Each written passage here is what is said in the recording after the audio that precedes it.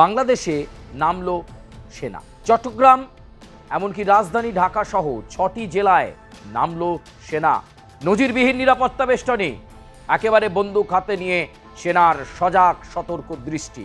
কোনো রকম উচ্ছৃঙ্খল পরিস্থিতি তৈরি হলেই সেনা নেবে গুরুত্বপূর্ণ পদক্ষেপ। বাংলাদেশের সেনা প্রধান যেমন নির্দেশ দিয়েছেন, একই সঙ্গে বাংলাদেশের স্বরাষ্ট্রমন্ত্রী ঘোষণা দিয়েছেন ২২শে জুন থেকে ৩০শে জুন পর্যন্ত একটা বিশৃঙ্খল পরিস্থিতি যেন তৈরি না হয়, বাংলাদেশের আইন শৃঙ্খলা পরিস্থিতির যেন অবনতি না হয়, সেই নির্দেশ।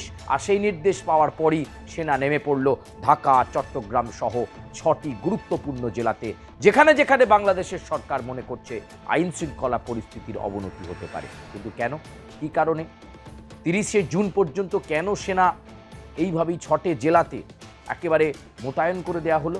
স্বরাষ্ট্রমন্ত্রী জানাচ্ছেন যে বাংলাদেশে নিষিদ্ধ হয়ে যাওয়া রাজনৈতিক দল আওয়ামী লীগ তাদের প্রতিষ্ঠা দিবসকে সামনে রেখে এক সপ্তাহেরও বেশি, প্রায় ৮ দিন ধরে কর্মসূচির ডাক দিয়েছে।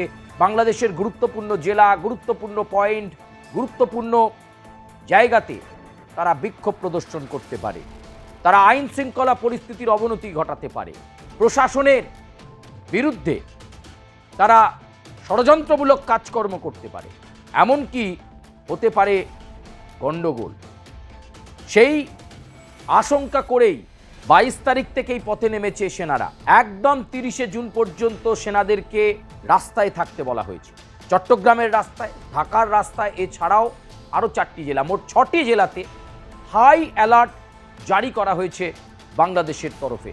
স্বরাষ্ট্রমন্ত্রী জানিয়েছেন নিশ্চিদ্র নিরাপত্তা এবং নিবিড় নজর রাখতে হবে, যাতে আওয়ামী লীগ কোনোভাবেই কোনো বিশৃঙ্খল পরিস্থিতি তৈরি করতে না পারে, যাতে শান্ত বাংলাদেশকে উত্তাল করতে না পারে, যাতে শান্ত বাংলাদেশকে তারা অস্থির করে দিতে না পারে।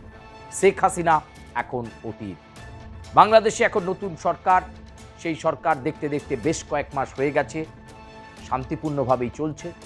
বাংলাদেশকে উন্নততর বাংলাদেশ করবার জন্য প্রধানমন্ত্রী তারেক রহমান তিনি ছোটাছুটি করছেন, বিদেশ সফর করছেন, নতুন পরিকল্পনা করছেন।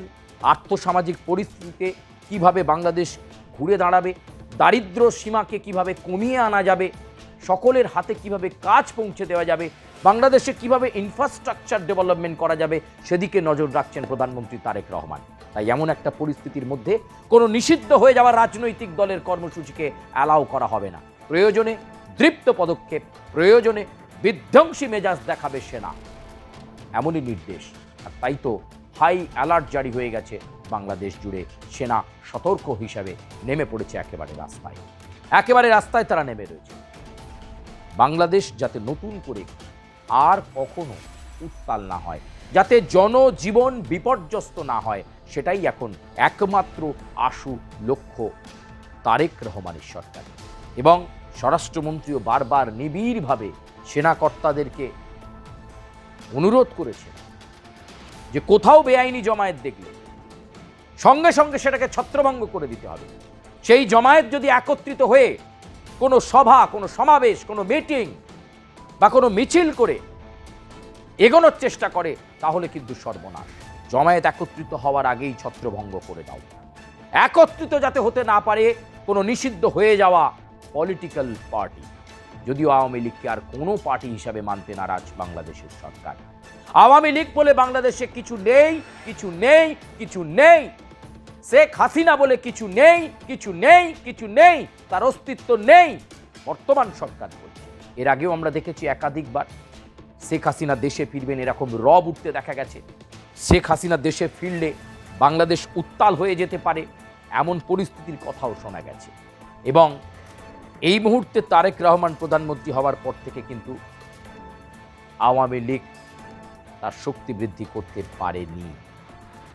উল্টে বহু আওয়ামী লীগ কর্মী যারা গোপনে আওয়ামী লীগ করছিলেন, তারা এবার চুপচাপ শান্ত হয়ে গেছে। এই বাংলাদেশ পাল্টে যাবার বাংলাদেশ, এই বাংলাদেশে কোনো গন্ডগোল করা যাবে না বার্তা দিয়েছেন তারেক রহমান।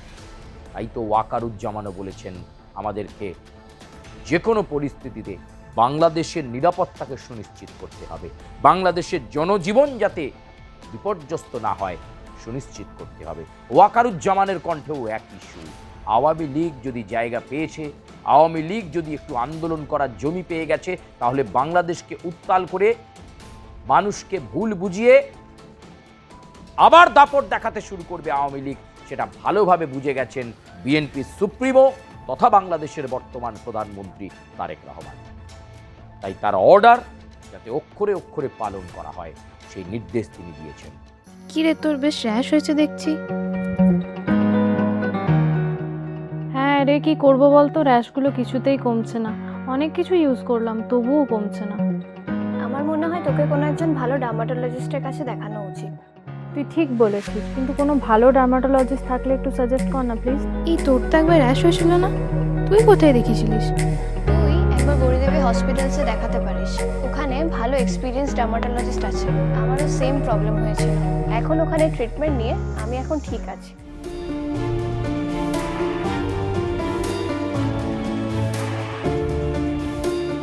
গৌরী দেবী হসপিটাল, রাজবাঁধ, দুর্গাপুর।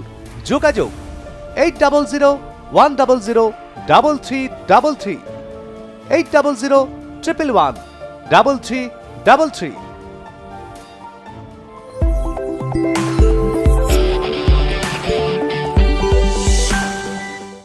নেমে পড়েছেন সেনা, রাজপথে সেনা 24 ঘন্টা টহল দিচ্ছে, নজরদারি করছে। একটা যদি আওয়ামী লীগের কর্মীকে দেখা যায়, সঙ্গে সঙ্গে পাকড়াও, দৃষ্টান্তমূলক পদক্ষেপ বার্তা দিয়ে দেওয়া হয়েছে। মাছি যাতে গলতে না পারে এমন পরিস্থিতি এই মুহূর্তে রয়েছে বাংলাদেশে, এবং আগামী 30শে জুন পর্যন্ত এই পরিস্থিতি বজায় থাকবে বাংলাদেশের 6টি জেলাতে, বিশেষ করে সেনাবাহিনীর এই নজরদারি, যাতে এই উদ্ভূত পরিস্থিতিতে উত্তাল আন্দোলন করতে না পারে আওয়ামী লীগ, আবার যাতে জাঁকিয়ে বসতে না পারে শেখ হাসিনার দল। 32 ধানমন্ডি থেকে শুরু করে একাধিক জায়গায় কড়া নিশ্চিত নিরাপত্তা, কোনো মিটিং মিছিলের সরকারি অনুমতি নেই, কোনো জমায়েতের অনুমতি নেই, অনুমতি দেওয়া যাবে না। দেখতে হবে এই 30শে জুন পর্যন্ত বাংলাদেশ কতটা শান্ত থাকে, কতটা জনজীবন স্বাভাবিক থাকে, এবং সেনাবাহিনী, পুলিশ প্রশাসন কতটা অগ্রণী ভূমিকা পালন করতে পারেন বাংলাদেশকে শান্ত রাখার জন্য। সবচেয়ে বড় চ্যালেঞ্জ যেটা তারেক রহমানের সরকারের কাছে এবং অবশ্যই বাংলাদেশের সেনাবাহিনীর কাছে। প্রিয় দর্শক, আপনারা আপনাদের প্রিয় মন্তব্য জানাবেন, কমেন্ট করবেন, লাইক করবেন, সাবস্ক্রাইব করবেন, এবং বাংলাদেশের আর কোন গুরুত্বপূর্ণ খবর আপনারা শুনতে চাইছেন আপনারা জানাবেন। আমরা চেষ্টা করব আপনাদের কাছে আরও ভেরিফাইড ইনফরমেশন, বাংলাদেশের কোনায় কোনায় থাকা আরও খবর আপনাদের সামনে তুলে ধরার জন্য। আপাতত ধন্যবাদ, বিদায় নিচ্ছি, দেখা হচ্ছে পরবর্তী পর্বে।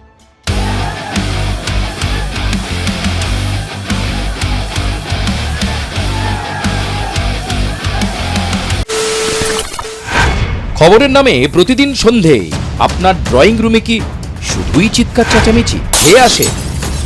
বিতর্কের নামে চলে গালাগালি আর কাদা ছোড়াছুড়ি। এবার সময় পরিবর্তনের।